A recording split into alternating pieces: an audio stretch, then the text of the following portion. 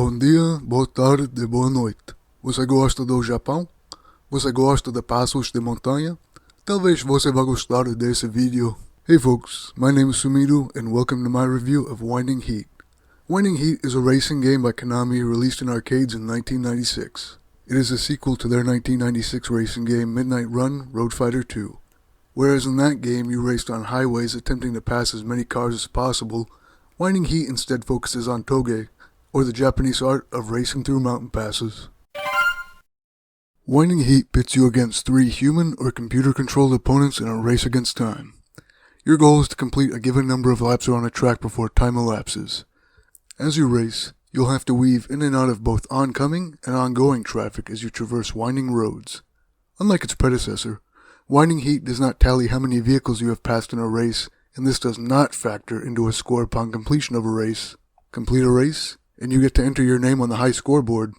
Win a race in first place, and you get to watch the game's credits. Winding Heat also features a time attack mode, which removes traffic, but still has you racing opponents. Winding Heat does not suffer from the same sensitive steering as its prequel. In fact, you'll find yourself easily making your way around turns once you've got a feel for the game. Like with other Konami racing games of the era, Winding Heat features the ability to switch between manual and automatic transmissions on the fly. Again, I find this a pointless and gimmicky feature, but I digress. For a racing game, Winding Heat is rather slow. This may be attributed somewhat to the track layouts, but the game engine has been modified for sure. Even back boosting doesn't have the oomph it did in Midnight Run, and it occurs a lot less frequently. Now let's talk cars. Winding Heat features 14 of them, all based upon real-life ones. The Nissan Skyline, Nissan Silvia, Nissan 180SX, and both Mazda RX-7s are good beginner cars, featuring well-balanced stats all around. The Toyota Supra, Mercedes-Benz C-Class, Porsche 911 Turbo, and Ferrari F40 all feature superior acceleration and max speed at the cost of grip and handling. Finally, the Honda Civic, Yunos Roadster, Toyota MR2, Honda Beat, and Toyota Sprinter Tirreno are all more track weapons, featuring robust grip and handling, but lacking in acceleration and max speed. A neat feature in Winding Heat is the ability to tune your vehicle with one of 5 options. Grip adjusts how your car handles turns. It helps your car stick to the track by being able to corner more efficiently. Acceleration helps you reach your car's top speed faster. It can be useful for recovering from crashes. Normal makes no modifications whatsoever to your car, which can be an advantage at times. Max speed increases your car's top speed. Finally, handling affects how your car reacts to drifting. It can help prevent you from oversteering and stalling. One peculiarity about this tuning feature is that it reduces all of a car's attributes on the graph aside from the selected one. For example, selecting the acceleration tune reduces a car's handling, max speed, and grip. Winding Heat features 3 tracks that will take you through the twists and turns of Japan's mountains. The first track is the beginner course. It features narrow and straightforward paths, making it very maneuverable and open to newcomers. Next is the intermediate course, which has tighter and more abrupt turns, which will pose a moderate challenge to some, but shouldn't be too problematic with a bit of practice. Finally, we have the advanced course. This is the point in the game where you quit fucking around and try to find out which car and tune combo is going to get you across the finish line. This track throws you a constant barrage of the tightest, twisted turns sprinkled with dashes of wavy passages. When you aren't trying to navigate the spaghetti labyrinth of a path, you'll be weaving around or right into traffic and praying the next checkpoint will allot you just the right amount of time. This is the part of the game where I personally had to turn down the difficulty a notch, but admittedly, it was not much of a headache. Overall, I give Winding Heat's gameplay a 3 out of 5 stars.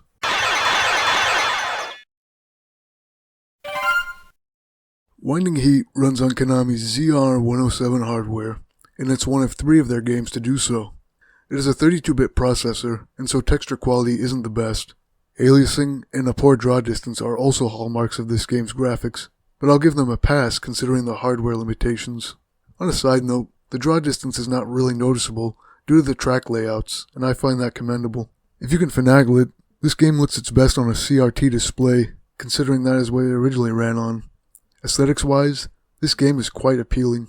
The colors seem a lot more bright and colorful than its predecessor, perhaps due to taking place in more natural environments.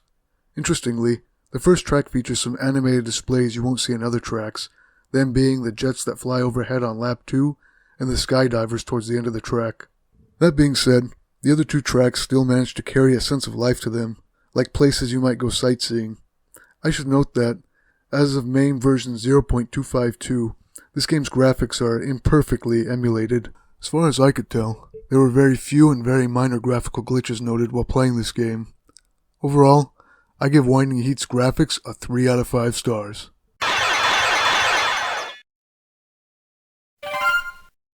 Sound-wise, Winding Heat is your pretty standard fare. Your car drones as it races along, but what's neat about this is that different cars feature different engine sounds. There's also a narrator that will make little quips as you race along the track. A far cry from its prequel, Winding Heat actually features music during races, and there's an exclusive song for each track.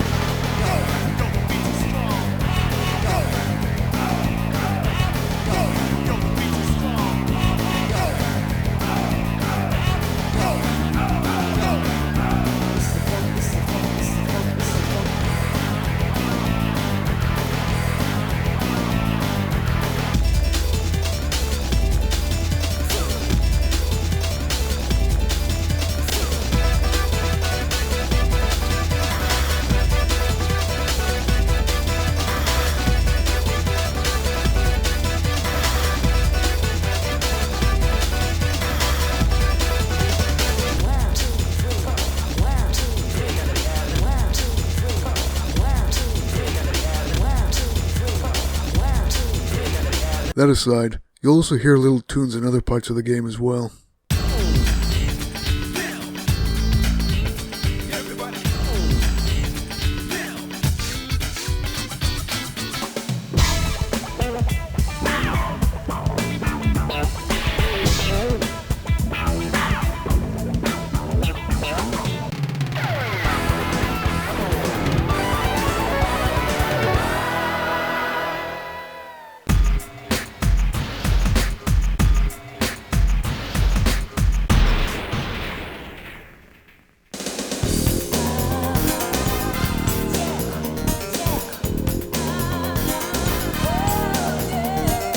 Overall, I give Winding Heat's sound a 4 out of 5 stars.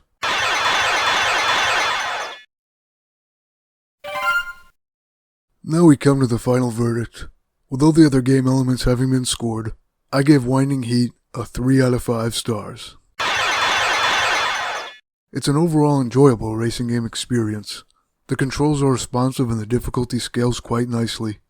The graphics make the most of their hardware and immerse you in the mountain landscapes of Japan.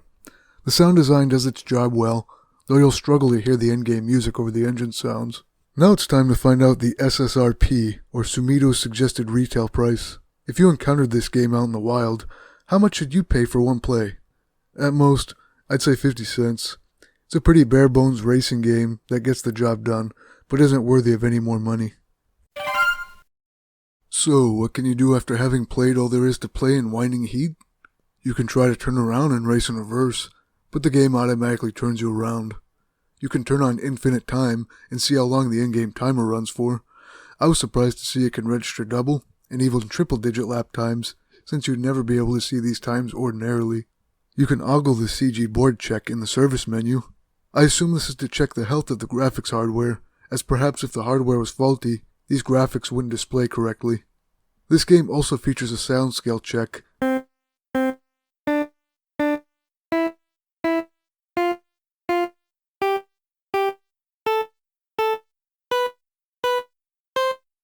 But it doesn't seem as necessary as in Midnight Run Road Fighter 2.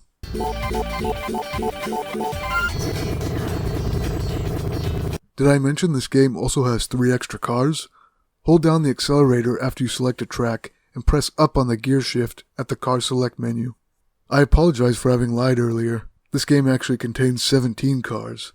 These extra cars seem to appear at random during races.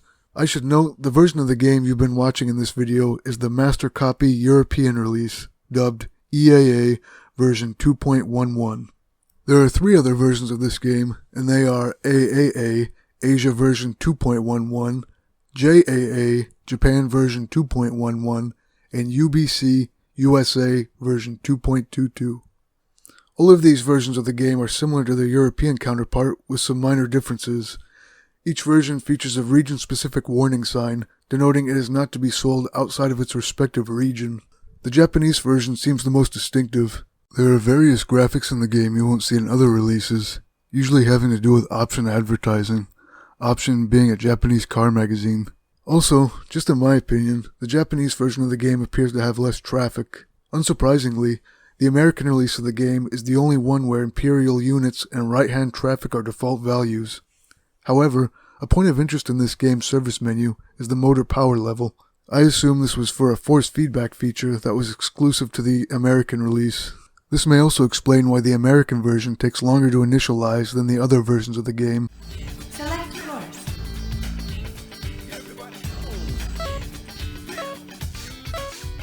Beginner's course. Select car.